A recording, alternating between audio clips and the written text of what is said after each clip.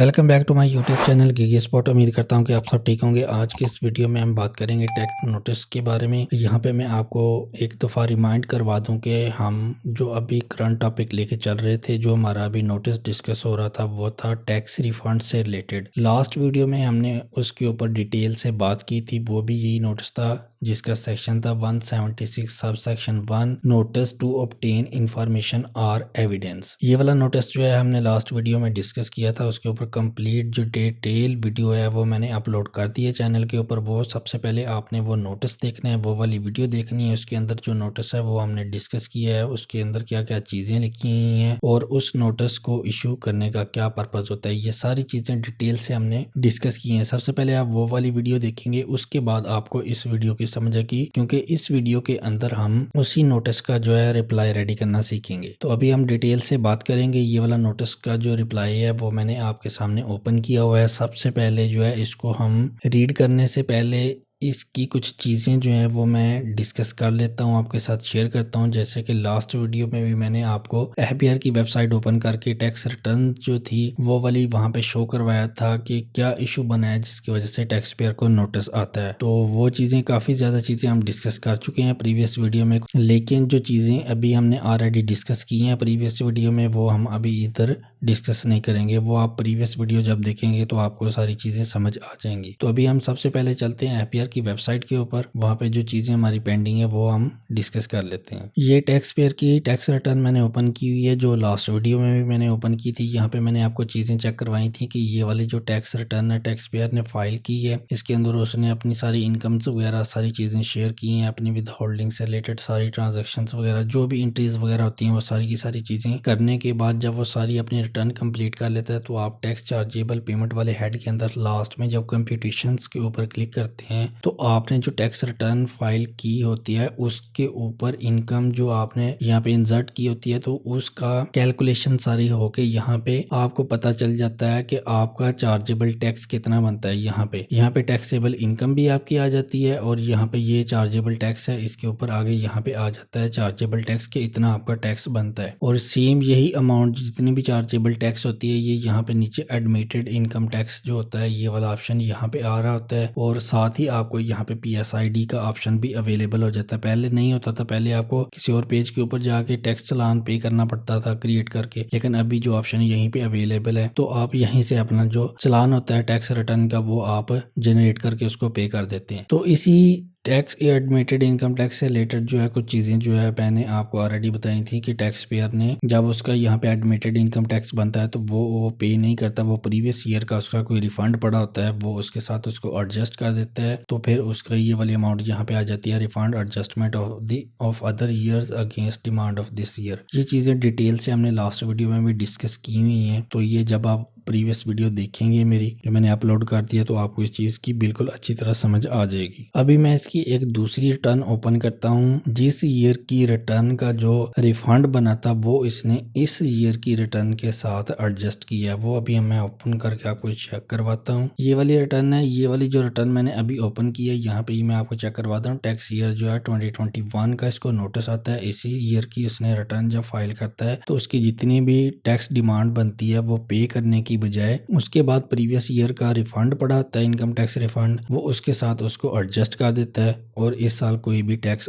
की अमाउंट जो है वो पे नहीं करता। अभी हम देख लेते हैं कि किस ईयर की टैक्स रिटर्न के अंदर उसका रिफंड पड़ा था जो उसने 2021 जो है इस ईयर की रिटर्न में एडजस्ट किया है। तो ये 2017 जो है 2017 जो है इसकी टैक्स रिटर्न देख लेते हैं। यहाँ पे ये देखें उसने अपनी इनकम फाइल की है, इसने बिजनेस इनकम से रिलेटेड सारी जो ट्रांजैक्शंस वगैरह यहाँ पे उसने इंसर्ट की हैं तो उसका टोटल यहाँ पे आ रहा है। ये जो इसकी इनकम बनती थी उसके ऊपर ये टैक्स जो है चार्जेबल इतना बन रहा है, ठीक है। ये आपको अमाउंट नजर आ रही है। यहाँ पे हम नीचे एडमिटेड इनकम टैक्स पे चले जाते हैं। यहाँ पे एडमिटेड इनकम टैक्स के अंदर जो है उसकी यहाँ पे अमाउंट नजर आ रही थी। तो कब नज़र आएगी? जब उसने अमाउंट ज़्यादा पे की और उसकी विद होल्डिंग की अमाउंट कम होगी और उसकी जो इनकम बन रही होती है उसके ऊपर टैक्स की अमाउंट ज़्यादा होगी, तो फिर एडमिटेड इनकम टैक्स जो है यहाँ पे ये वाली अमाउंट नज़र आ जाएगी। अब यहाँ पे क्या होता है कि ये वाला जो टैक्स पेयर है इसकी जो टोटल इनकम है, यहाँ पे ये जो बिजनेस इनकम इसकी शो हो रही होती है, उसके ऊपर टैक्स कितना बनता है? ये वाला 1,14,000 का। लेकिन इसकी जो विद होल्डिंग हुई है, इसने ड्यूरिंग द ईयर जो टैक्स ऑलरेडी पे कर दिए हैं वो कितने हैं? वो 1,54,000 और सम रुपीज हैं आगे, इतने की हैं। मतलब कि इसकी जो साल के एंड पे वो अपनी रिटर्न फाइल करता है, उसकी इनकम के ऊपर जो टैक्स बनता है वो कम बनता है, लेकिन ड्यूरिंग द ईयर उसने ऑलरेडी ज्यादा टैक्स पे किया हुआ है। ये देखें विद होल्डिंग इनकम टैक्स, ये अमाउंट ज्यादा बन रही है, तो इसकी जो वो कैलकुलेशन होती है तो हमारे पास ये बचता है रिफंडेबल इनकम टैक्स के हम ऑलरेडी जो है 40,000 एक्स्ट्रा और दे चुके हुए हैं। मतलब कि टोटल हमने 1,54,000 जो है वो टोटल पे किया था, जिसमें से हमारा 1,14,000 डिडक्ट होता है इस साल का टैक्स ईयर 2017 का, और इसके अलावा हमारे पास मजीद जो है एडवांस टैक्स जो हमने पे किया होता है विद होल्डिंग टैक्स जो है वो रिफंड की सूरत में हमारे पास बच जाता है 40,000। अब ये वाली जो अमाउंट है 40,000 ये हमारी टैक्स ईयर 2017 के अंदर हमारे पास रिफंड की सूरत में बच चुकी है। अब इसको हम आगे फर्दर जो ईयर्स होंगे 2019, 2020, 2021, 2022, 3, 4 भी उन ईयर्स के अंदर हम इस रिफंड अमाउंट को यूज कर सकते हैं। यूज कैसे कर सकते हैं कि कमिंग ईयर्स की कोई भी रिटर्न होगी उसके अंदर अगर हमारी इनकम एडमिटेड इनकम बनती है, एडमिटेड इनकम टैक्स बनता है, हम रिटर्न फाइल करते हैं उस ईयर की, तो उस इनकम के ऊपर अगर कोई हमारा टैक्स बन जाता है तो हम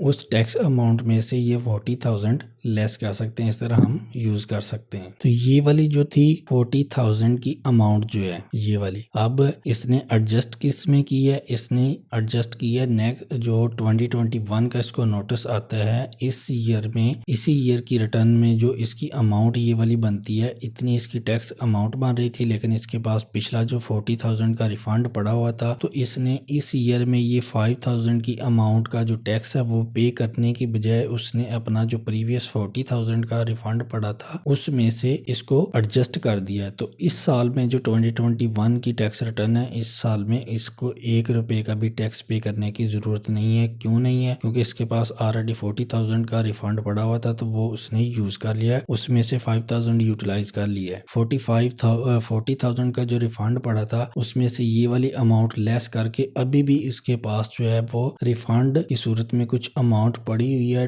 2017 की रिटर्न के अंदर। ये नेक्स्ट किसी और ईयर में वो बाकी जो रिफंड की अमाउंट है वो मजीद उसको यूज कर सकता है। तो ये वाला सारा केस था, इसी की बेस पे जो है उसको नोटिस आता है 2021 की, जब वो रिटर्न ये वाली एडजस्टमेंट करके वो सबमिट कर देता है तो उसको नोटिस आता है एफबीआर की तरफ से, कमिश्नर इशू करता है, वो उसमें टैक्स नोटिस में पूछता है कि आपने जो 2021 ईयर की रिटर्न सबमिट की है जिसकी ये वाली अमाउंट बनती थी टैक्स की, ये आपने पे करने की बजाय इसको आपने एडजस्ट किया हुआ है रिफंड के साथ, तो आप हमें बताएं कि आपने किस ईयर के रिफंड के साथ जो है वो एडजस्ट किया है। हालांकि ये सारा का सारा रिकॉर्ड जो है वो ऑनलाइन उनके पास भी अवेलेबल होता है, वो भी देख सकते हैं कि 2017 की रिटर्न के अंदर इस बंदे का जो है वो रिफंड पड़ा हुआ था, लेकिन वो चीज़ें जो है वो खुद वेरीफाई करने के बजाय समटाइम आपको नोटिस जो है वो इशू कर देते हैं। या फिर ये भी हो सकता है कि आपकी जैसे 2017 में आपके पास रिफंड है, 18 में भी आपके पास हो, 19 में भी हो, 20 में भी हो, तो हर साल में आपका कुछ ना कुछ रिफंड पड़ा हो,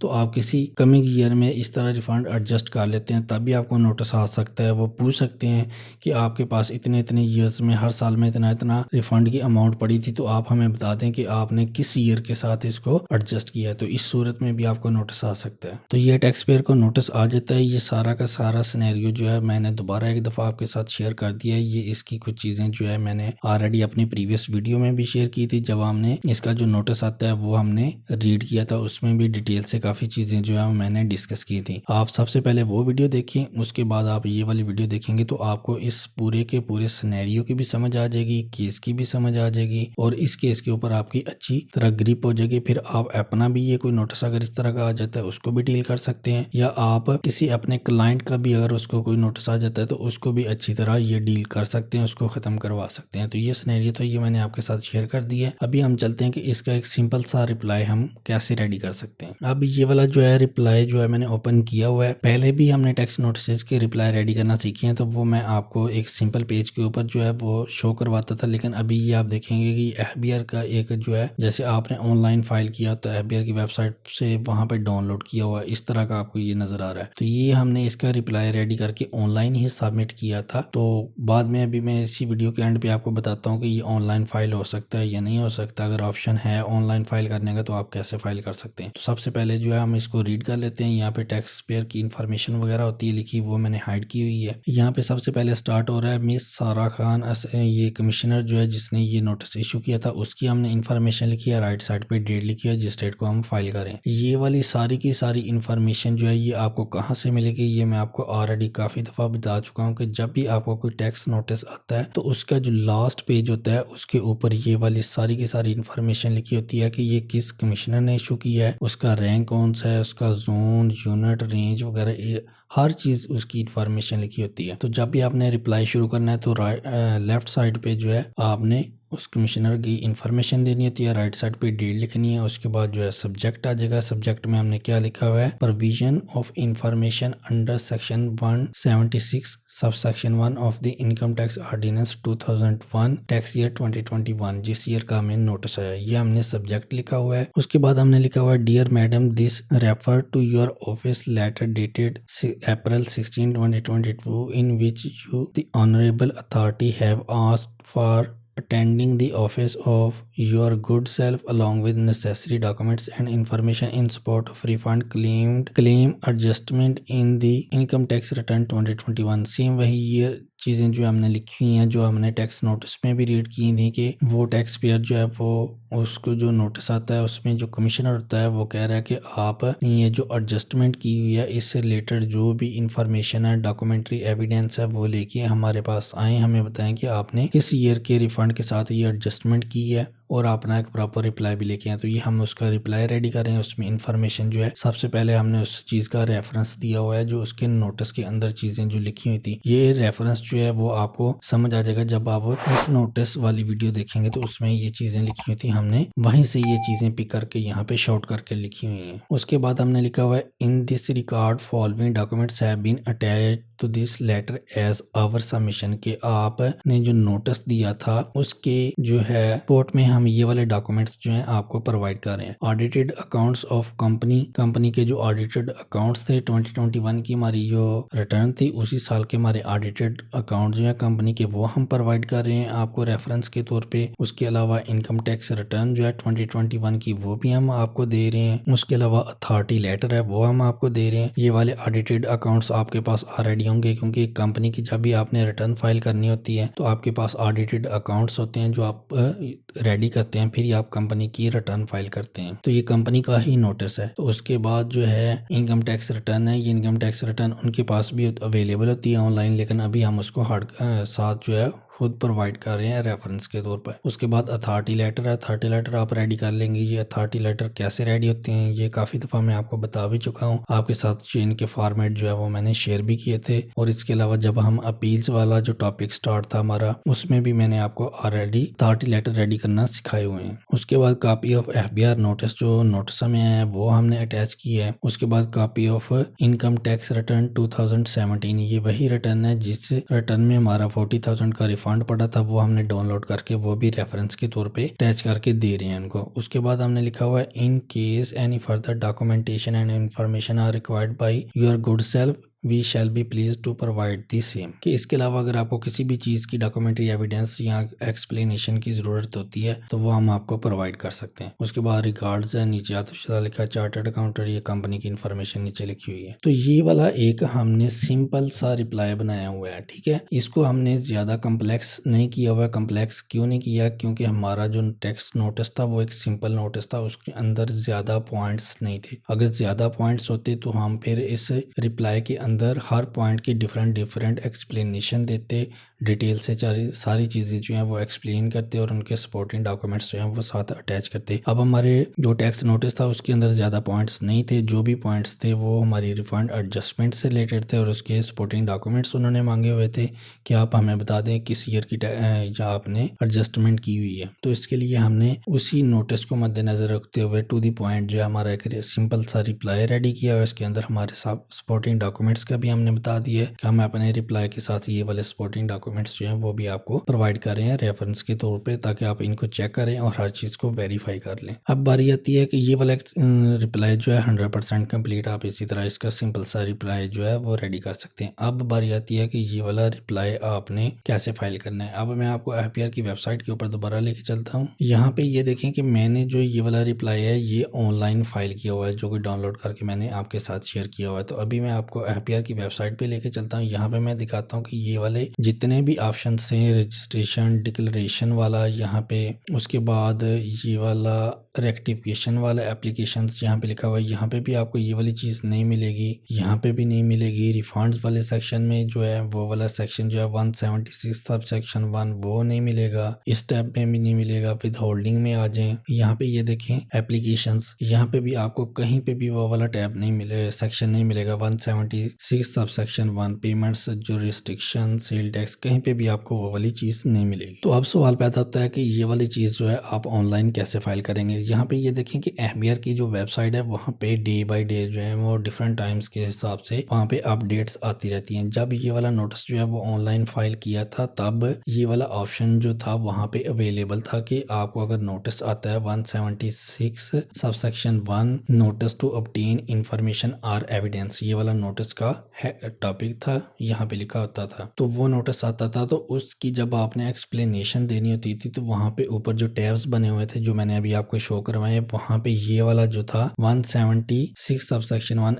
explanation on information or evidence, ये वाला ऑप्शन वहाँ पे मौजूद था। आप इसको ओपन करते थे, वहाँ पे जो भी आपने रिप्लाई रेडी किया होता था ये वाला सारा ये आप वहाँ पे पेस्ट करते थे, साथ अटैचमेंट करते थे डॉक्यूमेंट्स ये वाली सारी, और आप उसको सबमिट कर देते थे ऑनलाइन। लेकिन अब वहाँ पे अपडेट्स हो चुकी हैं, अब आपको ये वाला ऑप्शन जो है वहाँ पे नहीं मिलेगा। तो अब यहाँ पे आपको परेशान होने की ज़रूरत नहीं है कि जैसे ही आपको ये वाला इस तरह का अगर इस सेक्शन का नोटिस आता है तो फ्यूचर में मे बी ये वाला ऑप्शन वहाँ पे दोबारा अवेलेबल आ जाए, कोई नई अपडेट आ जाए एफबीआर की वेबसाइट में, ये वाला ऑप्शन वहाँ पे दोबारा अवेलेबल हो। अगर अवेलेबल हो तो आपने ऑनलाइन वहीं पे वो जो टैब्स मैंने अभी आपको शो करवाए हैं वहीं पे आपको ये वाला मिल जाएगा सेक्शन, वहाँ पे आपने इसको ओपन करके वहीं पे ऑनलाइन इसकी सबमिशन कर देनी है। अगर आपको वहाँ पे ये वाला जो है नहीं मिलता है 176 sub section 1 explanation on information or evidence, तो आपका परेशान होने की ज़रूरत नहीं है। जस्ट आपने जो अपना रिप्लाई रेडी किया होगा उसको आपने वाइट पेपर के ऊपर 2 प्रिंट लेने हैं, प्रिंट लेके साथ ये वाले जो डॉक्यूमेंट्स हैं इनके भी आपने प्रिंट लेने हैं, ये सारे के सारे आपने उसके साथ अटैच करने हैं। अटैच करके जब आप एफबीआर के ऑफिस में जाएँ वहाँ पर जाके आपने रिसेप्शन से पूछना है कि ये वाली मिस सारा खान या जो भी आपका उस वक्त कमिश्नर जो भी होगा जिसने वो नोटिस इशू किया होगा, मे बी ये वाला उस वक्त जो कमिश्नर ये वाली अवेलेबल ना हो, आपको किसी और कमिश्नर के जरिए नोटिस आया, तो जो भी कमिश्नर होगा उस आपने रिसेप्शन से पता कर लेना कि इस कमिश्नर को आपने मिलना है या इनके किसी स्टाफ से मिलना है। तो आप वहाँ पे रिसेप्शन से पता करें, वहाँ पे जाएं उस कमिश्नर के पास या उसके किसी स्टाफ के पास, उनको आप जाके अपना प्रॉपर जो है रिप्लाई सबमिट करें तो आपकी इस तरह की सबमिशन हो सकती है। अगर ऑनलाइन आपके पास ऑप्शन अवेलेबल नहीं है तो इसमें किसी किस्म का कोई मसला नहीं है। ऑनलाइन अवेलेबल हो तो आप आप ऑनलाइन फाइल कर दें, अगर ऑनलाइन ना हो तो आप जाके मैनुअल भी इसकी सबमिशन कर सकते हैं दोनों तरीके से। तो ये जैसे सबमिट करेंगे तो फिर आप कुछ ही दिनों के बाद दोबारा जाके इसकी अपडेट ले सकते हैं कि आपका जो भी था ये वाला नोटिस इसका क्या स्टेटस है। तो इस तरह आप मसलसल उसको फॉलोअप करें, फॉलोअप करते रहेंगे तो आपका ये वाला जो टैक्स नोटिस होगा ये ख़त्म हो जाएगा। इस तरह आप ये वाला नोटिस जो है वो ख़त्म करवा सकते हैं। मुझे उम्मीद है कि ये सारी चीज़ें आपको अच्छी तरह समझ आ गई होंगी। तो आज की वीडियो में इतना ही था। आपने इस वीडियो को लाजमी लाइक भी करना है, शेयर भी करना है, चैनल को लाजमी सब्सक्राइब करना है। मिलते हैं एक न्यू वीडियो में न्यू टॉपिक के साथ, तब तक के लिए अल्लाह हाफिज़।